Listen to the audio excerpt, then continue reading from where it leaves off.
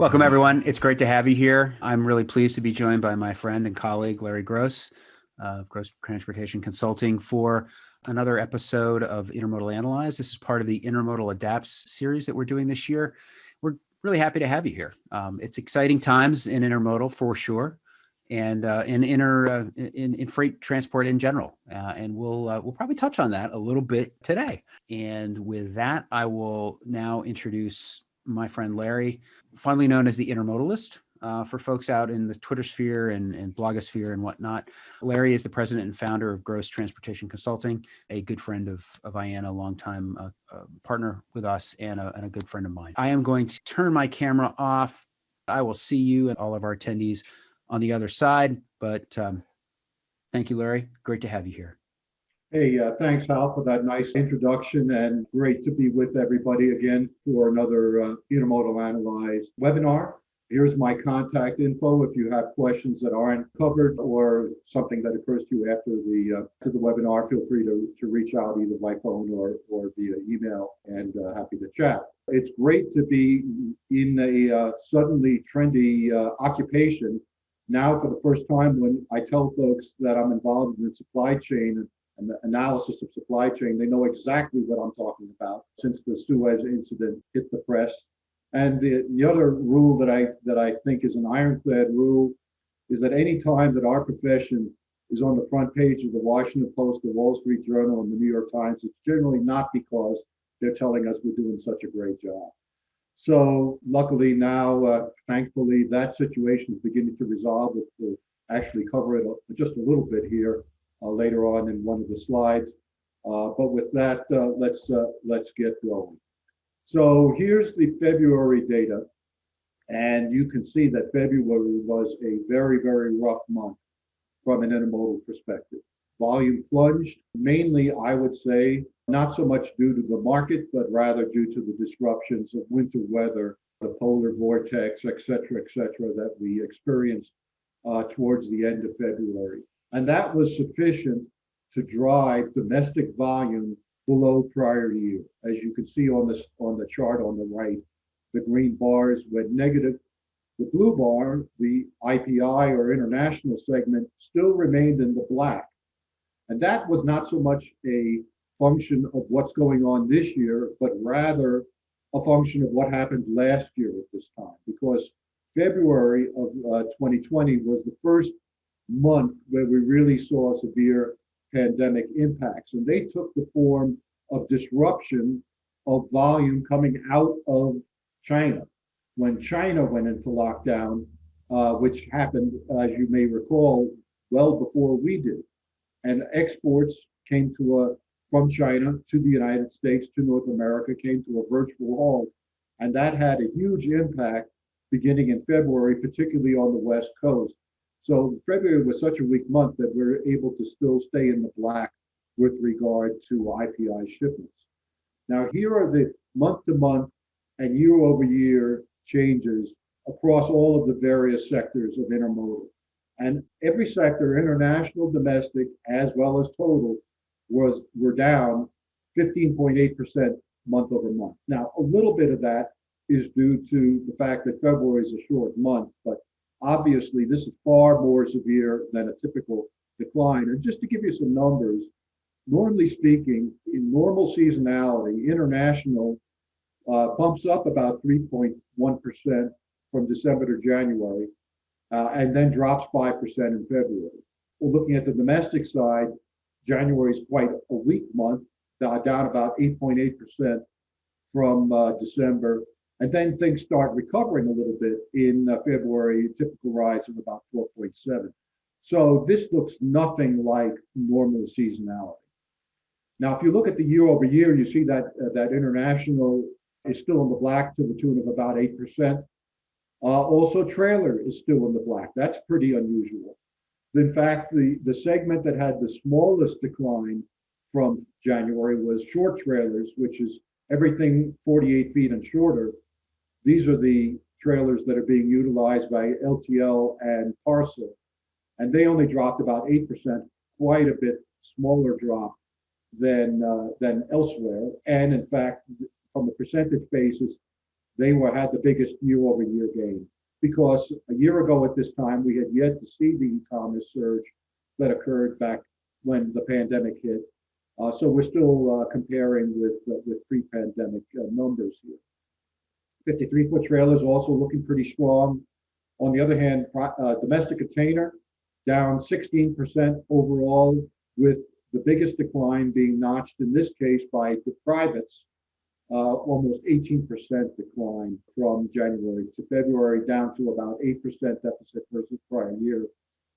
Rail domestic container had a slightly better month, down only about 12%, and a year-over-year deficit of about a little less than 7%. So you put it all together, domestic down about 5.5%, and overall total intermodal down here at the bottom, just barely in the black at about 1.1%. So if you look at the revenue moves per working day, it really doesn't tell you a very different story than what the overall does. It was a huge decline in moves per working day across the board. And that's certainly, to me, an indication that you have an operational situation going on here rather than any lack of demand, especially considering the number of ships that are still awaiting unloading in places like New York and on the West Coast. So let's take a look at the AAR numbers, which give us a little bit more up-to-date vision of what's happening. And these numbers are through the 20th of March, which is the end of the week, this past week, Saturday. And on the left-hand side, we can see the yellow line showing the weekly North American AAR intermodal origination. And you see the huge drop that occurred at the end of February. I'm not sure if you could see my cursor. If you can, I'm circling it here, which was the polar vortex. We have since then recovered from that. But in general now, and I'll be very interested to see tomorrow what the numbers look like. It looks like to me, we're in a sort of a normal seasonal decline at this point. If you looked at, the numbers are heading southward. Soon, I would expect to see this turn around and start, from a normal seasonal perspective, start to show some signs of improvement. If we look at the year-over-year numbers, these red bars, you can see these extremely impressive year-over-year gains that are occurring, which is a function of how weak things were last year. And I want to put that in some context. And to do that, let's take a look down here. Last week, we were up almost 19% year over year, total North American intermodal originations. But if we go back another year, go back to 2019, that figure is more like 7%. And that, I think, is a better indication of the sort of the true strength of the market. We're going to be seeing some really stupid, meaning really inflated year-over-year comparisons for at least the next calendar quarter. And I think those comparisons are essentially meaningless. We need to be looking further back, because last year at this time, things were completely impacted. So to say that things are much better this year than last, well, gosh, I'd hope so, but I don't think it really tells us a whole lot. If we look at the last 4 weeks, the most recent 4 weeks versus 2019, we're up 18% almost versus last year, but up only 5% versus 2019. So it's a good market, but it's not an astronomically crazy market in terms of growth.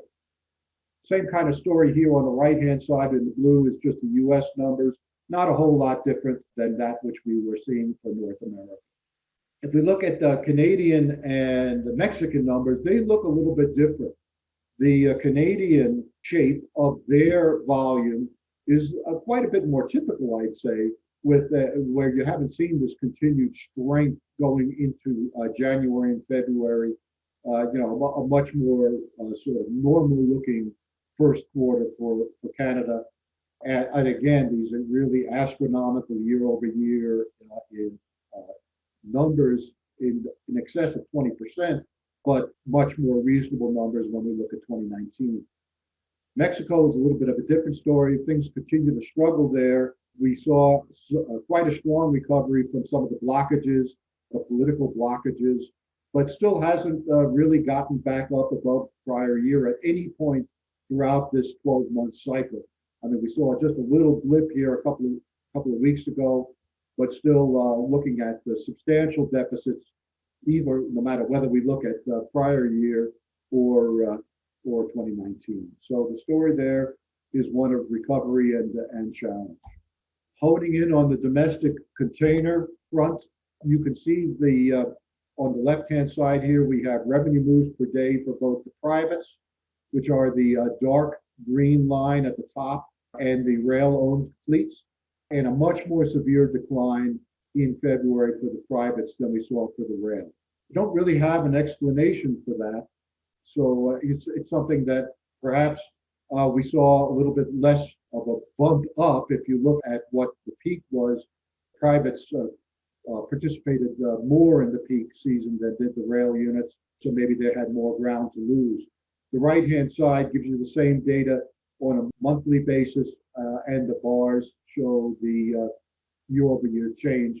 So everything went negative in February, but the privates went negative by a bit more than did the rail units. So on the other hand, if you look at the peak season, the privates had much stronger year-over-year gains than the rail just about every month during the peak. Now here's the trailer situation, which looks considerably stronger, albeit on a much smaller base. On the left-hand side, you can see in purple here is the 53-foot numbers in terms of revenue moves per day, and the light blue is all of the consolidated short trailers, everything 28s, 40s, 45s, 48s, all consolidated. And interestingly, you would have expected perhaps that the short trailer would have the bigger peak in December, given that they're moving a lot of parcel and associated e-commerce type stuff, but it was actually the 53s that had the biggest bump up, and they have seen a more substantial decline. But if you look at the year over year, you can see with the various types here, the one that's off the chart, literally off the chart, are 48 foots. And that's because normally they are a surge fleet that only comes in the holiday season, but when the pandemic hit, not only was the surge fleet deployed early, but also it was expanded. So you're seeing some absolutely crazy year-over-year numbers in terms of percentage gain on 48-foot equipment. Although, in all fairness, it's actually still quite a low number in terms of the total impact. The more numerous types, the two key types are the light blue, this very light blue here, which is the 28-foot pups, as well as the purple, which is the 53s. And you can see all of them are still in the black, with the exception of these 45s. Very small number of those running these days. They're about ready to exit the system. So year-over-year declines not very consequential here. Mainly things are still looking relatively strong. So here's the import and export picture for U.S. and Western Canada. I don't have I wish I had Eastern Canadian numbers. Those ports typically don't report on a monthly basis, so it's difficult to incorporate them. Would love to be able to do that. So you see in the blue is the import TEUs that have arrived, and those numbers are declining. On the other hand, you look at the yellow line, which is the export TEUs, and basically there you see a big leg downward as the pandemic hit, some modest recoveries, but it has kind of sputtered out. And through January, which is the latest comprehensive numbers that we have at this moment, looking like things are starting to ease off again. So no real sign of recovery in the export side, and certainly nothing that looks remotely like what's going on the import side. What's interesting to me is we are hearing a tremendous amount about how strong this market is and the backups that have occurred. If we look, though, at where we are in February, we are down about 15% in monthly import TEUs for North America versus the peak that occurred in October. And if we go even just to December, we're down 11%.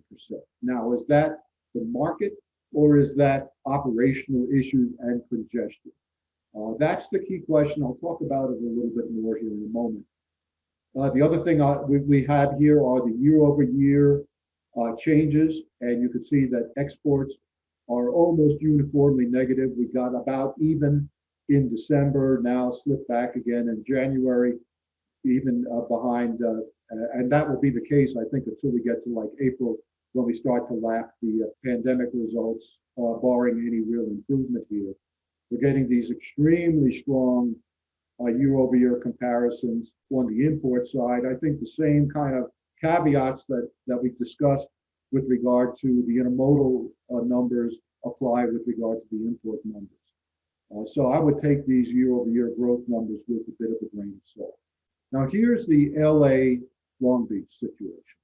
And you will see here that as well as the international volume, despite the fact that we have ships queued up outside the harbor waiting to be unloaded, the volume reported by the ports as being processed, import TEUs, has declined considerably from the peak in October.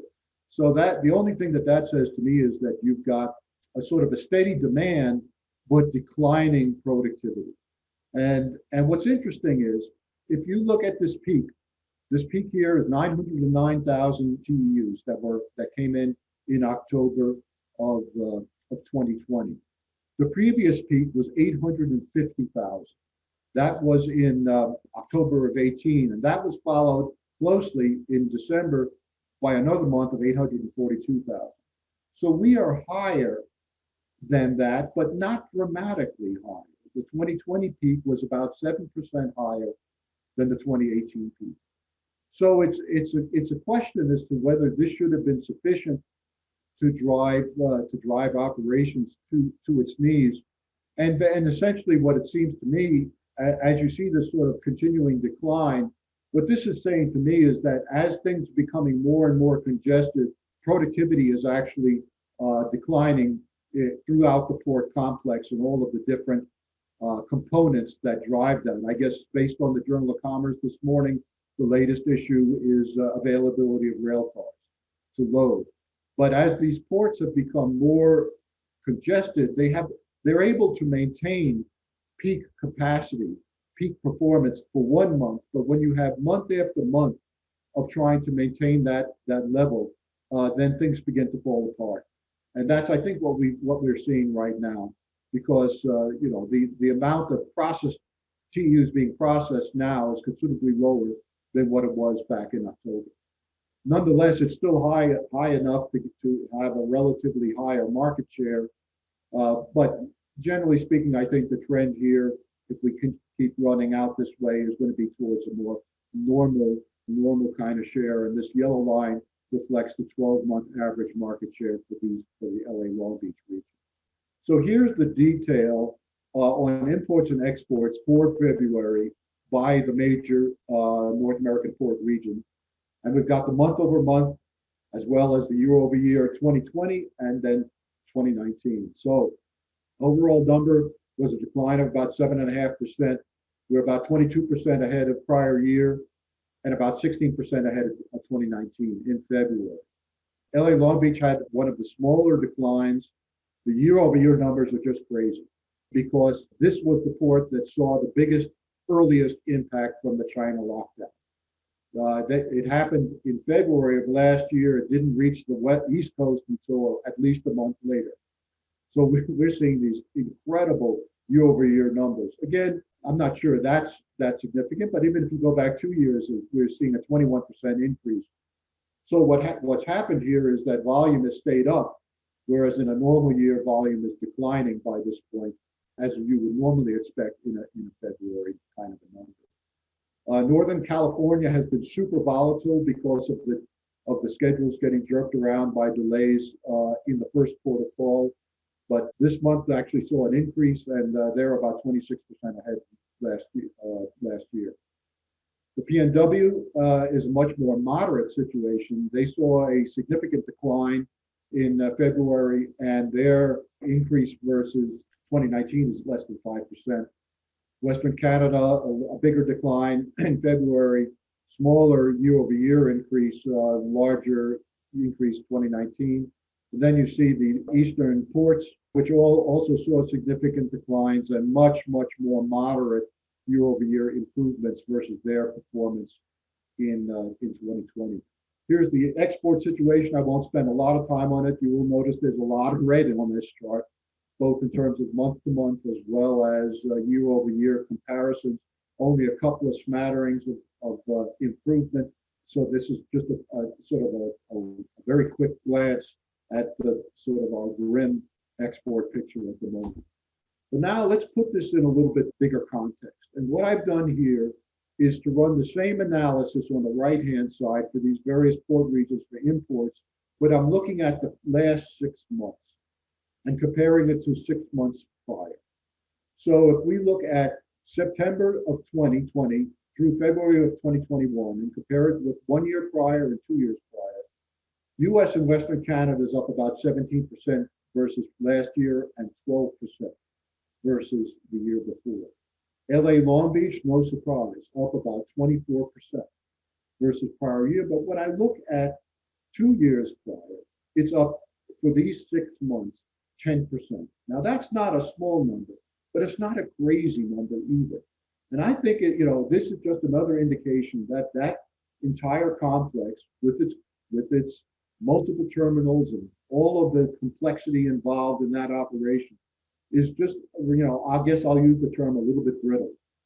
And its ability to ramp up is somewhat restricted because there's a 10% increase over 6 months over a 2 year period has been enough to cause a problem. Now, certainly some of that, there are contributors that are outside the port's control, shorter gangs, smaller gangs due to the pandemic, et cetera, that are causing some of this problem. But my point here is that in terms of the strength of the market, we should not overestimate how strong this current market is versus historical. Again, the numbers that we're seeing in terms of the year over year are crazy, but we need to look at it in a bigger context. The other thing that I want to point out, two other things on this chart. One is that, if you're looking for capacity, then certainly the PNW seems to be an obvious choice because they're actually still running behind over these 6 months versus 2 years ago.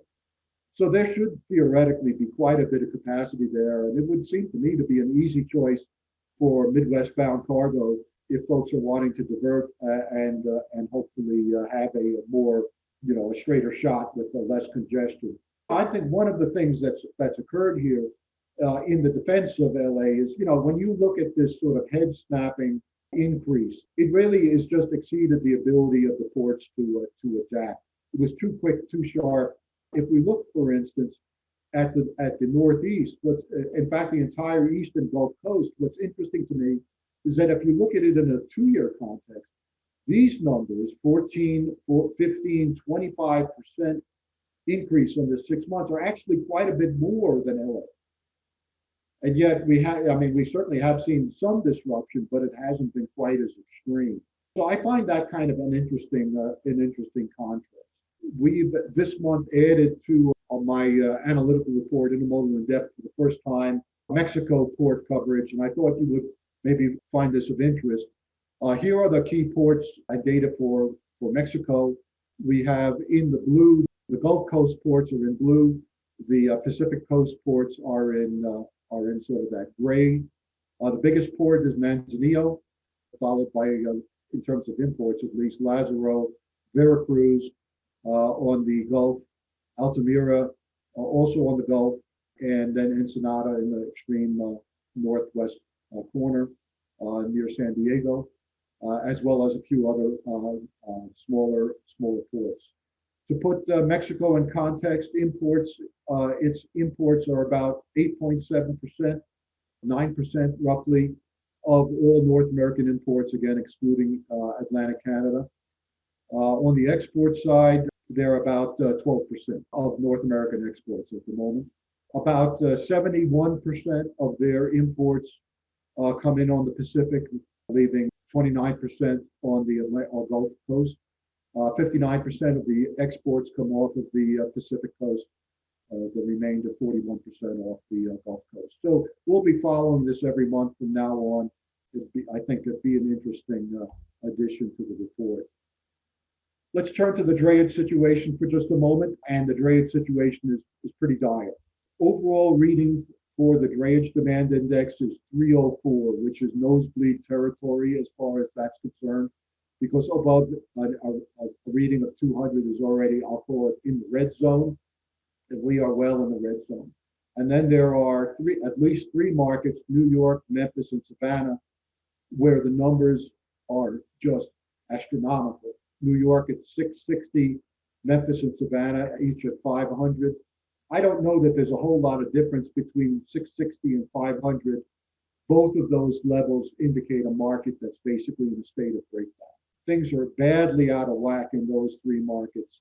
Of the 21 metros that we track that are on the chart here on the map, over 15 are 200 and higher. So this is about as bad as I've seen it since we've been tracking this number. The other interesting thing on this chart is you'll see that LA is in the red zone, but it's relatively mild as far as that goes at 230. So this is another indication, because the ports, this tells you that the freight, that drayage is not right now the constraint in LA. The freight is not able to get through the port complex to the point where the dray community can get at it. This is a relatively, I'll say, tame reading for this time, as opposed to most other locations in the country. So just another interesting data point for your consideration. We look at the service side, and I almost hesitate to throw these numbers up because the train speeds are just not a real good indicator. But when you see movement like this, then it's an indicator that there are some things going on. We have that red line, as you can see here, has plunged, which is the average network intermodal train speed from terminal to terminal. And this blue line, this heavy blue line, is the average over the last 5 years. The purple line is last year. So we are way below where we were last year at this time, and we're way below, considerably below, what the 5-year average has been. And here are the numbers. I won't read them out to you. Well, I'm going to make 2 points. One is that at this time, which was mid-March, that's the last time I did it 2 weeks ago, that 29.5 miles per hour network average number is about, it's close, not quite, close to the lowest speed that we've seen in the last 10 years. I think the lowest was 29 for a week or two. And I guess, my conclusion from this is that PSR, Precision Scheduled Railroading, one of the benefits that theoretically brings is the ability of the network to better withstand disruption and recover faster. Without wanting to be excessively negative, these numbers simply do not show that. I don't see any sign in the data that winter comes every year. You can make the argument that this was among the more severe winter events, but certainly they are, over the last 5 years, we've seen considerable other bad winter events. I'm just not seeing any signs of improved resiliency.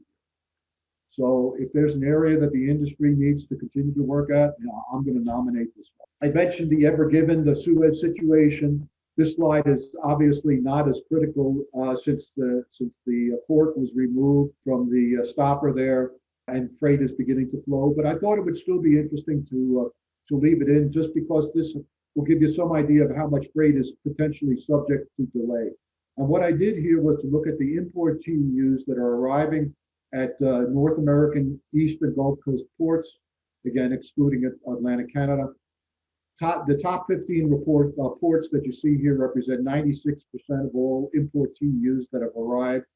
And I'm guessing that about 16% of that total is going to be directly affected, because that's what's coming, as you see here, from India and from Southeast Asia. So these are cargoes that are certainly traversing the Suez Canal and subject to delay. And here are the individual ports, the ones that have the biggest exposure on New York and Norfolk at 22%, followed closely by Charleston at 20%. Then there's an additional perhaps 11% that's coming out of the Mediterranean that obviously doesn't traverse the canal, but perhaps the ships that are tied up were consigned to make pickups in the Mediterranean. So you may also, I'd say, see at least some delay on a portion of this volume. So if you put all of that together, you're looking at potentially 27% of the East Coast arrivals that could be subject to some impact from the delays. So we'll start to wrap up here. If I look forward in the immediate term, I think that, as I've discussed, February weakness is most likely operational and weather related and not market based. So I do expect to see a rebound when the March numbers come out. From an overall trend, I think that we are returning to something that starts to look a little bit more like normal. And I put that term in quotes because there's, you have the normal or what I might call the new abnormal. And certainly we are never going back to exactly where things were prior to the pandemic. I've talked about that in the past. The great dispersal, I continue to believe that we're in the early stages of that. We are in the early stages of decoupling from China. We will continue to see changes in import patterns. And I would say one result of the ever normal Suez blockage is going to be yet another sort of straw on the camel's back with regard to the overall ability of international trade to grow faster than GDP. I'm not going to say that people are going to be looking at nearshoring or onshoring as a direct result. But when you look at the various difficulties that the international supply chain has had, plus the tariff situation, etc., I just think that the straws are adding up in terms of changing the calculus for offshoring versus a return of production to the North American continent. So you won't see a decoupling from China. These trends, to put a metaphor to it, they don't turn any faster than the ever given trend. These are going to be long-term changes, but I do believe that they're going to continue, and we're going to see changes. There was a big article in the Wall Street Journal, I think it was, or the Times this morning, regarding the new hybrid work situation, where you're going to have a mix of in-person and remote working. And this is going to have huge impacts on where people live and how they work and how they commute. These are all things that are going to change in the coming years. In the near term, IPI should be still strong until we work through those backlogs that are still floating on the water outside the ports. That's going to be a support for IPI. The Suez was not that long, so I think the impact there is going to be relatively limited. I think from a pricing standpoint, we're going to continue to see a pretty favorable pricing environment, but importantly, truck capacity is going to become more available. Let's talk about that for just a minute. We can see it in the truck numbers, in the truck orders, that carriers are gearing up to add capacity in a big way. Drivers are going to be hard to find, especially given the fact that the economy is going to be probably ripping here, and there'll be lots of alternative employment opportunities. But you know what? Drivers are always hard to find. And if the intermodal industry is going to bank on the truck sector not being able to find enough drivers, I think that the intermodal is going to be in for a disappointment, because the truckers always find a way to find enough drivers. They may have to pay them more. I think they will have to pay them more, so that'll give some top cover with regard to pricing. But I think that there will be more trucking capacity available. One of the things that has constrained the ability of the carriers, the truckers, to add drivers has been the sort of the COVID-related restrictions in terms of social distancing and all that. That's going to ease as everybody gets vaccinated. Things are going to go back to normal. And so I think they're going to be able to add the drivers that they need. We are going to see, especially with the government spending and coming out of, hopefully, assuming we continue to vaccinate at an accelerating pace and the variants don't overtake us, we'll see a return to normalcy. So I would expect the GDP to be very strong in the second half of this year. But as I've said previously, the mix is going to change. And we're going to spend a lot more of our disposable dollars on services and things that don't necessarily go in a container. And so there'll be a bit of a tug of war, I think, between rising GDP and reduced percentage of goods. It's not quite clear to me where that lands, but certainly I think that the freight component of the recovery is going to decline. It may be that the recovery is so strong that it can overcome that. I'm a little bit skeptical. So I do believe that the second half of this year is going to be considerably more challenging than the first half. Import growth is going to slow down, no doubt about that in my mind. And then when we look at the domestic container side, even if things really are as strong as some folks say, then the limitation is going to be what the growth of the fleet is. And our friends at TTX do their survey. And what's interesting to me is we're looking at some very strong growth numbers in the fleet projected for the private fleet with 11% growth this year. So they are really making sure that they have enough capacity. On the other hand, I look at the rail fleet, and there is virtually no increase in rail-owned domestic container capacity program for 2021. So that raises, I think, a whole bunch of interesting questions that perhaps we'll leave for another time. But there have been several years of no growth in the rail domestic container fleet. Is that just PSR at work? Are there changes occurring in the way that those railroads are going to market? That is an interesting question that I guess I'll leave hanging for this time. Overall growth was 7% in the fleet projected, so that should be enough, I think, to take care of at least what I think is even the maximum that we might see during fall peak. So with that, Hal, I'll wrap it up. I want to put in my shameless plug that I do every time for folks that like this kind of data to subscribe to my analytical report, Intermodal In-Depth, and we can give you a 6-month trial for as little as $200. Go to intermodalindepth.com if you have an interest in that. Here's my contact info, questions that don't get covered here, and happy to chat. And with that, Hal, thank you again, as always, to IANA and the team for this opportunity, and I'll turn the mic back over to you. Outstanding, Larry. Thank you so much. That was great. A lot of good food for thought, and probably some opportunities for follow up. We've got a few in terms of the sourcing of imports. Do you? Since you've got your crystal ball, or maybe it's your magic 8-ball, one of the two, out in terms of soothsaying, do you have a sense for when we might actually see some tangible changes in that sourcing, or do you think it's going to be one of those really slow evolutions that we may not notice unless we're really looking hard for it? No, I don't think I don't. Well, it is going to occur at a stately pace, and that's because you just don't. These supply chains don't turn on the dime. For sure. But if you go back to before the pandemic, well, so with the last earthquake, which was the China tariffs, and even before that, there was an ongoing west to east migration that was occurring in terms of import TEU share.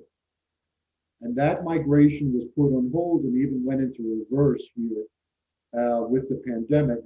And I would ascribe that, one was the need to replenish depleted supply chains. And so, the share that came out of China went up. And then there was a need for speed that tended to concentrate it on the West Coast. So you saw this kind of surge washing up on the West Coast, and then it has sort of went on around and is now lapping at the East Coast and the Gulf Coast as well. But I believe it would be a mistake to conclude that surge indicates sort of a return to the previous normal. And I think that once we get through this sort of difficult capacity situation and things get back to some sort of right-sized stability, that west to east migration is going to resume. And that's because you're going to see a greater role of places like Singapore and Vietnam and India, stuff that wants to come in through the Suez Canal and into the East Coast, as well as sort of the all water option coming out of Asia through the Panama Canal. So, I think you'll start to see that again, and you'll start to see it, in my view, by the end of this year. Here's one that is kind of digging into volumes. And the question is, all of this activity seems driven by inventory corrections, consumer demand from the lockdown. What kind of pull forward effects do you think you'll see or will see, excuse me, in 22 and beyond from this, if any? I think that things from that perspective are going to go back to more towards normal. Now, there have been changes that have occurred as a result of the pandemic that I think are going to permanently alter that inventory situation because we have become with more e-commerce, we have become accustomed to having a lot of inventory at a very forward point so it can get to us in whole. And then you still have, I'll say, the issue of parallel inventory chains between the brick and mortar old school and the e-commerce new school. Ultimately, that piece is going to get sorted out. And, we all know which way brick and mortar is, who's going to be the winner in that. Yeah. But how long that takes and where that lands, right now, I'd say it's still inflated because you have these parallel inventory chains of these different folks duking it out in the marketplace. But once you go to the e-commerce, there's still going to be, I'd say, a somewhat of an inflation versus the old days, simply because the inventory needs to be positioned further forward and be more responsive. And to me, that implies a higher inventory level than we were at prior to all of this. Here's a quick question. I think we'll take it just for the timeliness of it. But how many containers are stacked on the Evergreen Ever Given? The media stated 20,000. Is that accurate? I can say safely, no, probably not. I can safely say I agree with you. Yeah, it's. I think the media conflates 20-foot equivalents with actual containers. In all likelihood, it's upwards of probably an 80-20 split of exactly 40 foots and 20 foots. And you're not seeing probably most of the 20 foots that are on board because they're probably below the plimsoll line for safety because they're heavy as. How? You nailed it. I mean, if you look at if the IANA numbers are any indication, and the ratio of 20s to 40s on that boat, on that ship is about 80%, 40s, 20%, 20s. So you can run the math and say that the number of containers is probably somewhere in the 12,000 range-ish without actually doing the calculation. Yeah. I think the technical term is a whole heck of a lot. No matter which way you look at it. Yeah.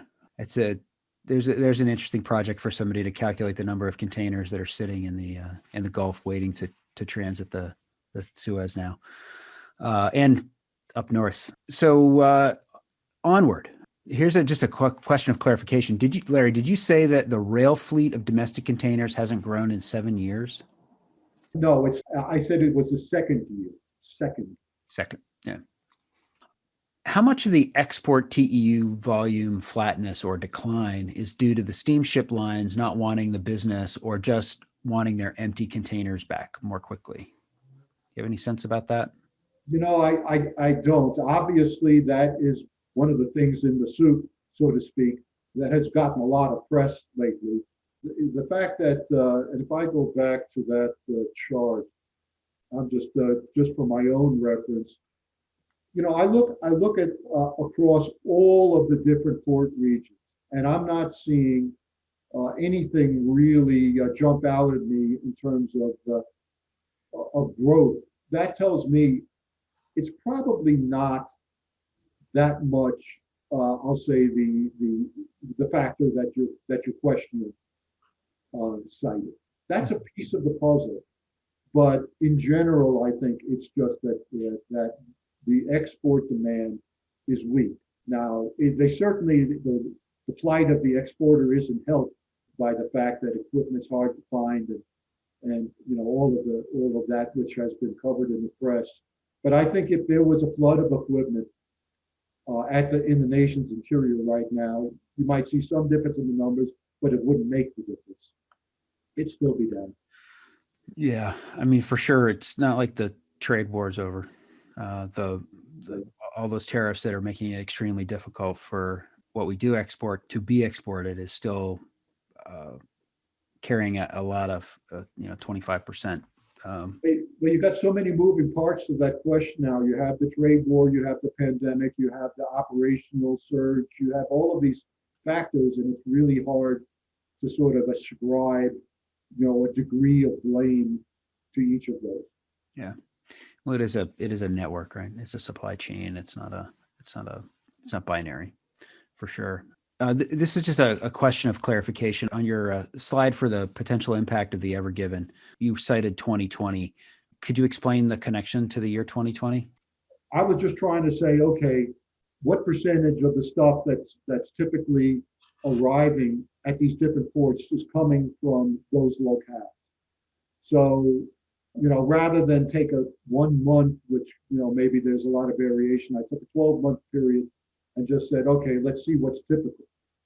So, typically speaking, about 5% of what lands over the course of 2020, 5% of what landed in the East Coast came out of India, came out of the Indian subcontinent.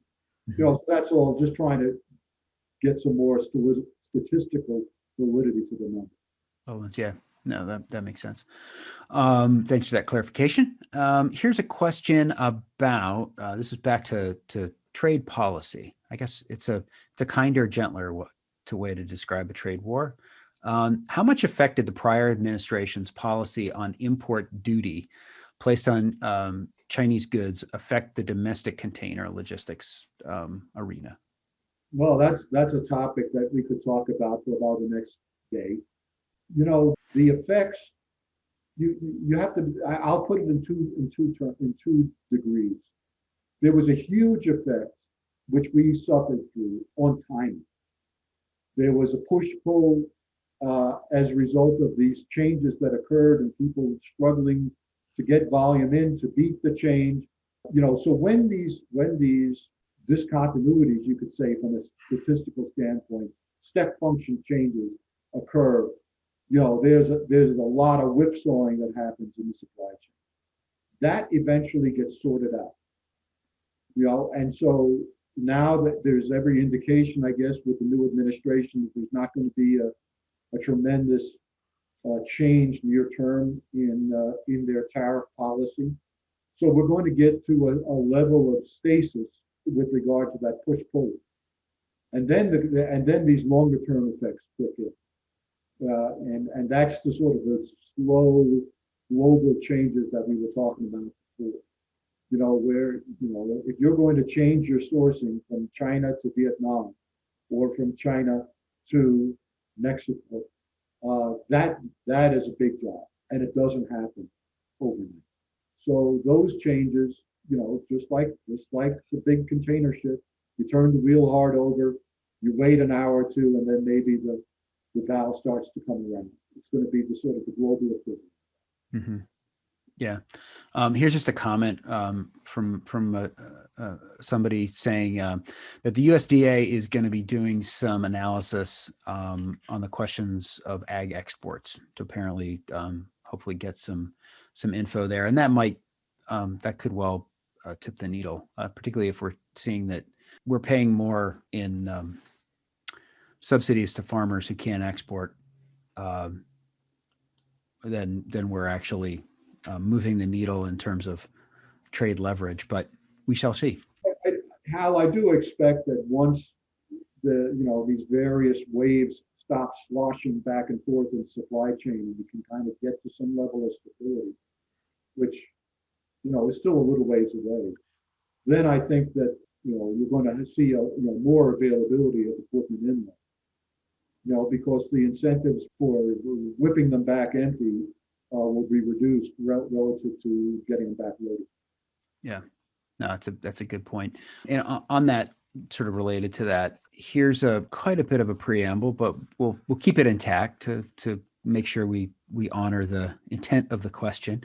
When we look at the data, we see that the growth is coming out of February, and my guess is we could attribute it to related weather. However, in various markets, origins are being throttled by rail with the ability to in-gate, at least for domestic traffic. Do these numbers reflect origins accepted or just general numbers? And what insights do you have on when the rail network will become more fluid again, or abnormal? In terms of the facts, the factual question, what's being measured is revenue movements on the railroad. So a container that generates, to go from A to B, generates revenue for the railroad, that's what's recorded. I'm not able to see containers that haven't yet moved. They're not in the number. Right. So the question becomes, well, there are a couple of questions. One is, how much of the volume is postponed versus lost, right?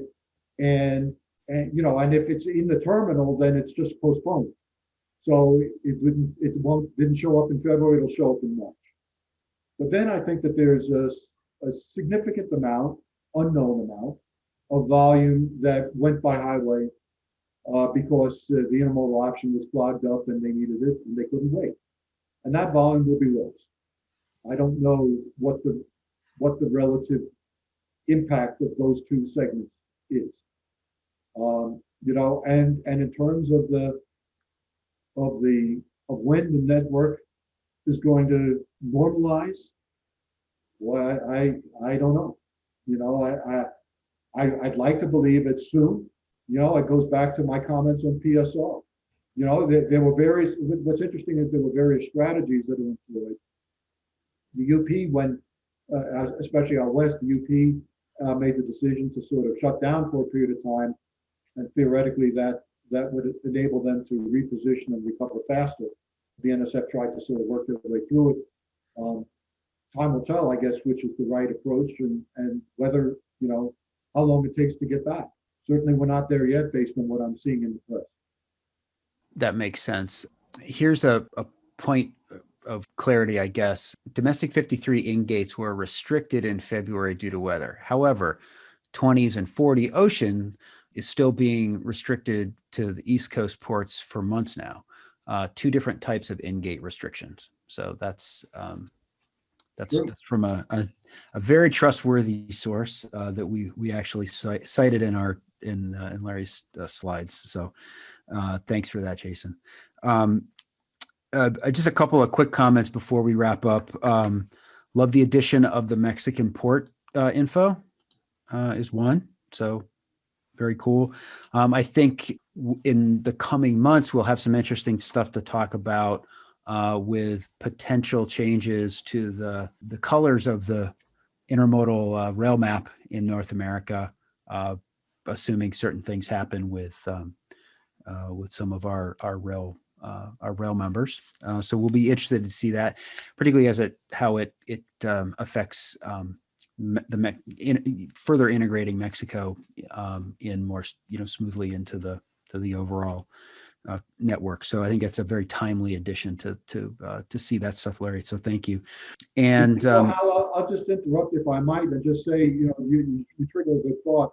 If folks want to see things discussed, I would certainly solicit their topics in the audience. Just write me or you and say, hey, it would be kind of cool to look at this, and if we can, we will. Absolutely. That's a great idea. And with that, we'll go ahead and kind of move to wrap up here. Larry, thank you very much. Again, I appreciate you doing all the hard work of analysis and crunching all the numbers. I would encourage anybody that's interested in this. Larry's Intermodal In-Depth is a great read, trustworthy source. And as Larry said, if you've got questions, if you want things talked about in that document or in ours or what have you, please reach out. You can reach us through either info@intermodal.org or hal@intermodal.org. Go ahead and send me the stuff and we'll get to that. But if you go over to intermodal.org/data and statistics, so just go to our website, look for data and statistics. You can find info on Larry's product as well as our data products, and there's actually a bundle option there. So you can go to Larry and get a sampler at a very low price and a lot of really interesting information. So I would encourage that. I would also encourage you to stay tuned to the upcoming sessions that we're going to have in the Intermodal Adapt series. A lot of good stuff coming down the pike. One thing I failed to mention during our conversation, but we are going to be digging into the domestic container fleet question, which did come up. Larry mentioned it a couple of times, but one of the sessions at the business meeting happening in May, which you can find information on at intermodal.org, will focus on the domestic container fleet. So we've got a great lineup. Larry, thank you very much for your time. Folks who joined us on the session today, thank you for spending some of your time with us. We really appreciate it. Thanks, everybody. Take care. Be safe.